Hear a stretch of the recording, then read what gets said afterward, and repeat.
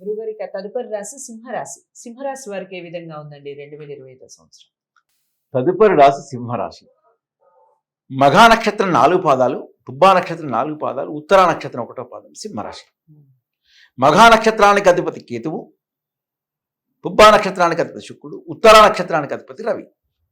అంటే ఈ సింహరాశి వారందరికీ కూడా ఏంటంటే 2024వ సంవత్సరం కంటే 2025వ సంవత్సరం మే 16 తర్వాత బాగొస్తుంది.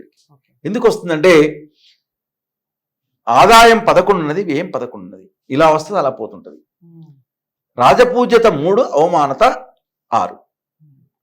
అంటే దీనికంటే ఎక్కువ ప్రభావం ఉండవలసినటువంటిది ఏంటంటే వీరికి సింహరాశికి 11వ స్థానంలో గురువు రాబోతున్నాడు. 11వ స్థానంలో వృషభ రాశి నుంచి మిథున రాశికి గురువు రాబోతున్నాడు. ఎప్పుడు? మే 14వ తారీఖు నాడు రాబోతున్నాడు.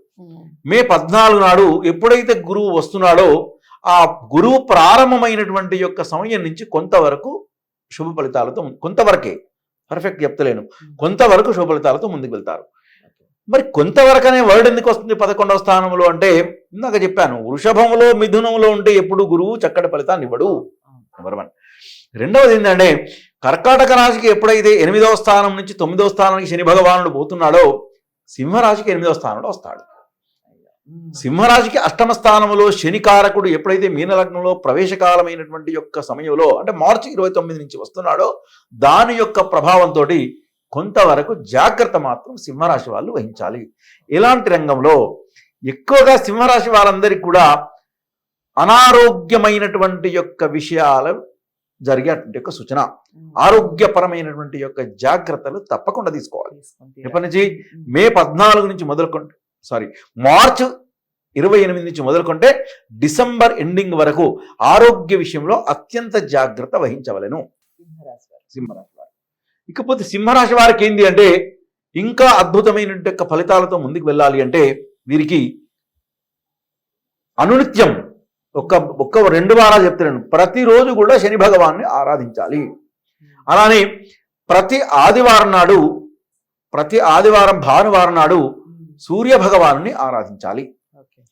ఇవి కనుక చేసినటువంటి యొక్కడలా సింహరాశి వారికి ఒక యోగకారకుడు ఏంటి అంటే 11వ స్థానంలో గురువు యొక్క ప్రభావంతో ఉద్యోగం లేనటువంటి యొక్క వారికి మాత్రం తప్పకుండా ఉద్యోగ ప్రాప్తి లభిస్తారు.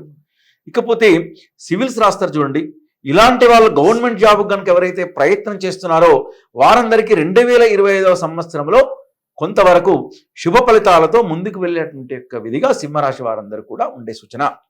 అలానే సింహరాశి వారందరికీ కూడా ఈ శనితో పాటు రాహు యొక్క ప్రభావం, కేతు యొక్క ప్రభావం కనుక తీసుకుంటే కేతు ఏమో స్వక్షేత్రంలో వస్తున్నాడు, రాహు ఏమో 7వ స్థానంలో వస్తున్నాడు.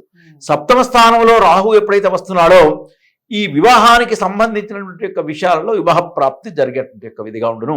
ఎందుకంటే 7వ స్థానంలో రాహు, 11వ స్థానంలో గురువు ఎప్పుడైతే ఉంటాడో దాని యొక్క ప్రభావంతో ఎస్పెషల్లీ పుబ్బా నక్షత్రం, ఉత్తరా నక్షత్రం, పుబ్బా నక్షత్రం, ఉత్తరా నక్షత్రం వారికి మాత్రం తప్పకుండా వివాహ ప్రాప్తి జరిగేటువంటి యొక్క సూచన. కానీ ఇక్కడ ఈ ద్వాదశాంశ కుండలిలో వివాహం కావాలన్నటువంటి యొక్క వారికి నవాంశ కుండలి, ఉద్యోగంలో ఉన్నటువంటి యొక్క వారికి దశమాంశ కుండలి, సంతాన విషయంలో అంటే సప్తమాంశ కుండలి.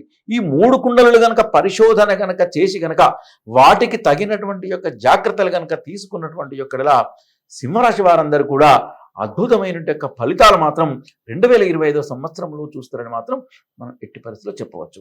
ఇకపోతే ఈ 2025 సంవత్సరంలో ఉన్నటువంటి యొక్క వారు ఇంకొక జాగ్రత్త ఏం వహించాలి అంటే ఎదుటి వారితో స్పెషల్లీ స్త్రీలతో మాట్లాడేటువంటి యొక్క సమయంలో మాత్రం జాగ్రత్త మాత్రం వహించాలి.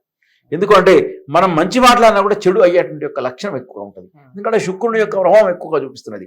శుక్రుని యొక్క ప్రభావం శత్రుస్థానంలో ఉన్నటువంటి యొక్క ప్రభావంతో చూపిస్తుంది. కాబట్టి కొంత జాగ్రత్త కనుక వహించినటువంటి ఇక్కడ మంచి ఫలితాలతో సింహరాశి వారందరూ కూడా ఉంటారని మనం చెప్పవచ్చు. సో సింహరాశి వారికి కూడా బాగుంది. కొన్ని విషయాల్లో జాగ్రత్తలు వహించాలి. ఎక్కడ, ఎలా, ఈ విషయాలన్నీ క్లారిటీ ఇచ్చారు గురువు గారు. ఏదేమైనప్పటికీ జాతకాలని పరిశీలించుకొని పరిహారాలు చేసుకుంటే రిజల్ట్ బాగుంటుంది. మరి జాతకాలని ఎలా పరిశీలించుకోవాలి అంటే స్క్రీన్ మీద కనపడే నెంబర్కి కాల్ చేస్తే గురువుగారు అపాయింట్మెంట్ లభిస్తుంది. చక్కగా మీరు అపాయింట్మెంట్ తీసుకొని మీకు సంబంధించిన సమస్యలు వివరించినట్లయితే గురువుగారు మీకు పరిహారం చెప్పడం జరుగుతుంది. మరి సింహరాశి వారందరికీ ఈ విషయం చేరాలి అంటే లైక్ చేసి అందరికీ షేర్ చేయండి. ఛానల్ని సబ్స్క్రైబ్ చేసుకోండి. తదుపరి రాశితో కలుద్దాం. నమస్తే.